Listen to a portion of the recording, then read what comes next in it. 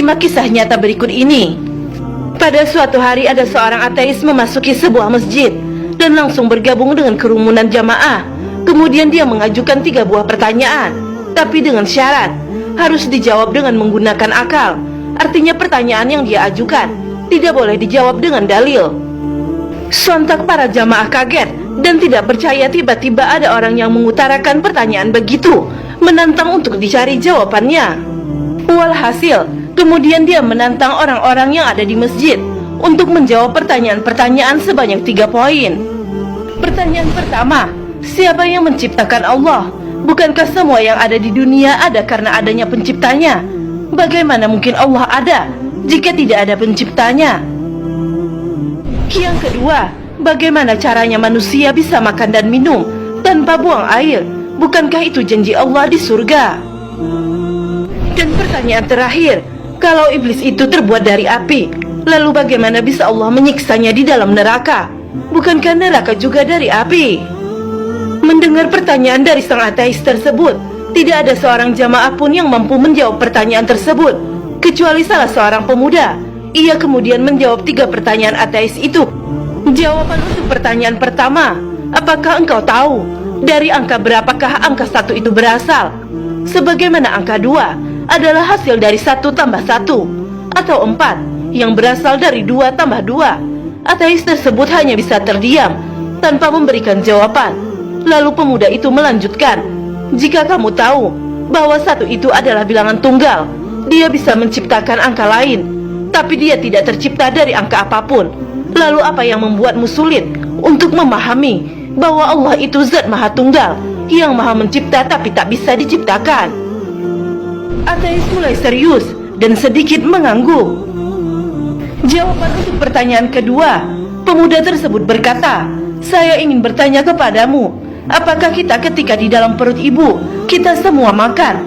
Apakah kita juga minum? Kalau memang kita makan dan minum, lalu bagaimana kita buang air ketika di dalam perut ibu kita dulu?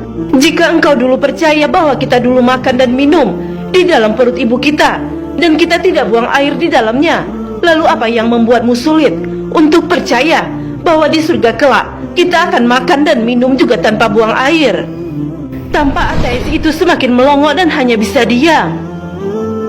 Jawaban untuk nomor 3, kali ini sungguh mengejutkan. Karena ketika menjawab pertanyaan ketiga, pemuda tersebut tiba-tiba saja seketika menampar tepat di muka ateis tersebut dengan sangat keras. Dan sang ateis pun tersebut merasa kesakitan dan marah-marah kepada pemuda tersebut. Lalu pemuda tersebut berkata, tanganku ini terlapisi kulit, tanganku ini dari tanah, dan pipimu juga terbuat dari kulit, dari tanah juga. Lalu jika keduanya dari kulit dan tanah, bagaimana bisa engkau merasa kesakitan ketika saya menamparmu? Bukankah keduanya juga tercipta dari bahan yang sama, sebagaimana iblis setan dan api neraka?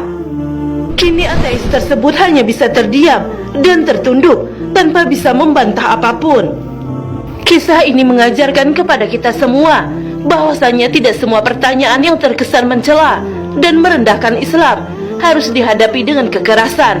Justru kita harus menghadapi hal-hal seperti ini dengan ilmu, seperti pemuda tadi yang dengan cerdas mampu menjawab pertanyaan-pertanyaan yang mungkin bagi kita pertanyaan tersebut sangatlah sulit untuk dijawab. Subhanallah.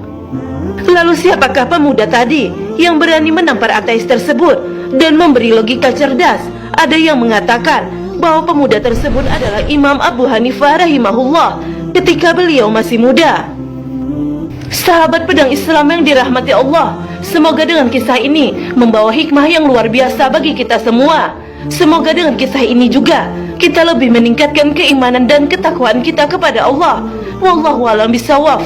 Semoga bermanfaat. Akhirul kalam. Wassalamualaikum warahmatullahi wabarakatuh.